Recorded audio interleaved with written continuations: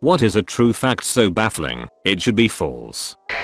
There is a 1 in roughly 5.2 to the 61st power chance that, if you were to slap a table, all of the molecules in your hand in the table would miss each other, and your hand would go through it. Story time. I learned this fact from a deep intellectual conversation with my engineering class 2 years ago, so there very well could be some kind of detail I'm missing here, but nonetheless, what I said is theoretically true. I went to middle school with a guy who lost his ring finger reaching under a lawnmower, and he told me once that the blades move through the rest of his fingers in this way, and that's why he lost only the one finger, and not all 4 of them.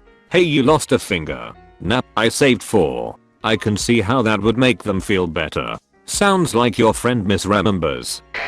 There used to be a radioactive energy drink called Raditha that was in the US market for a decade from 1918 to 1928. Some of the more prominent users had to be buried in lead coffins. Didn't they take that off the market after some guy drank so many of them, so quick that his lower jaw fell off? Oh my god, he did. Apparently he even developed holes in his skull. That's horrifying. Poor dude. Google radium girls. No do. It's not as bad as it sounds. Pro tip, it's actually worse. Apparently there's a movie about it too. Something interesting and eye-opening to look into. What's it called? Radium girls. Okay. If you are losing limbs, that just means you weren't drinking enough Raditha. Those crappy stock photos. You could take away all of Wayne Gretzky's goals that he scored during his career and he would still be the all-time NHL points leader off his assists alone. Bonus Gretzky fact, he and his brother own the record for being the highest scoring pair of siblings. Brent had 4 points in his whole career. Of every father/son combo in NHL history, Wayne and Trevor Gretzky have the most goals. Trevor Gretzky was a baseball player. Bobby and Brett Hull would like a word. I misspoke earlier. It was career points 1391 for Brett. Bobby has 1170 and Gretzky has 2857.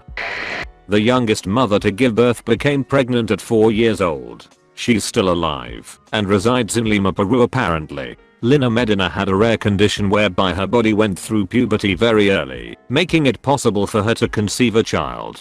Her son was born via cesarean section when she was 5 years and 7 months old and was raised as her younger brother. The father was never fully confirmed, though suspicion fell on male family members. The girl herself obviously had no clear recollection. Sounds like people are stepping on eggshells, making it sound like the woman is like a f***ing disguised superhero or something, and details are foggy. She was raped. A family member probably did the raping. And she was 4. He raped a 4-year-old. She had a baby and he didn't get punished. Not surprised GBH. If she's still alive, why can't they DNA test the son? Because the son died in 1979, so they'd have some difficulties getting DNA material from him. It could still happen if they find where he's buried. By any chance, do you know the cause of death? He was 40, but it's only stated that it was natural causes. If a gorilla looks grumpy, it's because they are relaxed and at ease. Resting face. Quite literally.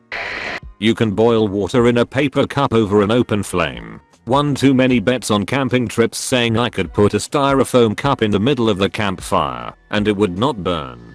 Didn't mention I'd fill it with water first. Even so, still had non-believers as I was placing it in the fire. Interesting. The paper cup makes sense, but I would think that with the level of insulation styrofoam provides, it would melt before the heat transferred to the water inside. Or perhaps it's the thin solid polystyrene cup, rather than foam polystyrene cup.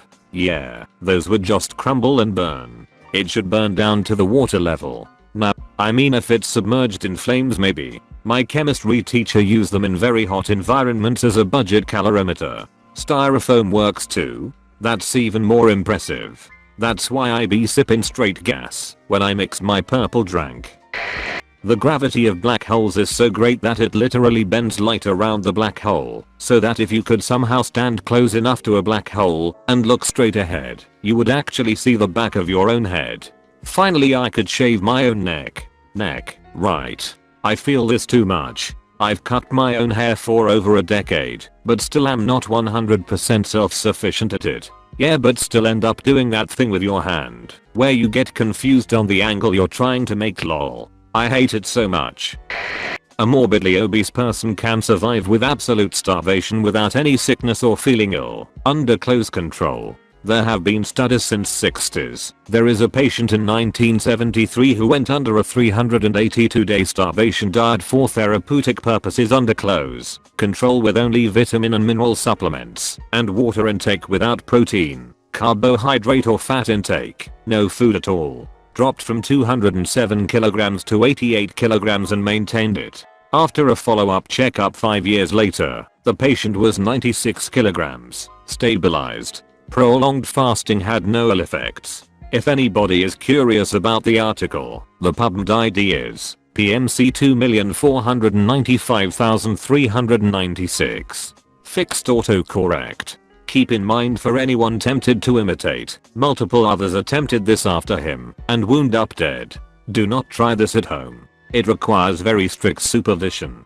From what I remember, a lot of deaths are from when they start eating again. You have to start back extremely slowly. Wait. I remember this came up recently in another thread. It's called refeeding syndrome. I saw this in girls with anorexia and bulimia when I was assisting in a mental health care facility. What are the signs and symptoms? It's essentially severe electrolyte, salts in blood, disturbance due to the abrupt switching on of parts of the metabolism that have been switched off for a long time. The person has been maintaining a fragile balance of normal blood levels of various salts and minerals, but their whole body will be depleted if fed incautiously and without supplementation. The rise in insulin switches back on various normal processes for storage of energy. These processes rapidly consume the remaining electrolytes in the blood, particularly phosphate, but also potassium, magnesium and others, and normally the blood levels would refill instantaneously from stores in body cells. Unfortunately, those stores have been gradually emptied over the period of starvation, so instead blood levels plummet. Symptoms and signs include muscle weakness, confusion, seizures, cardiac arrhythmias, and death.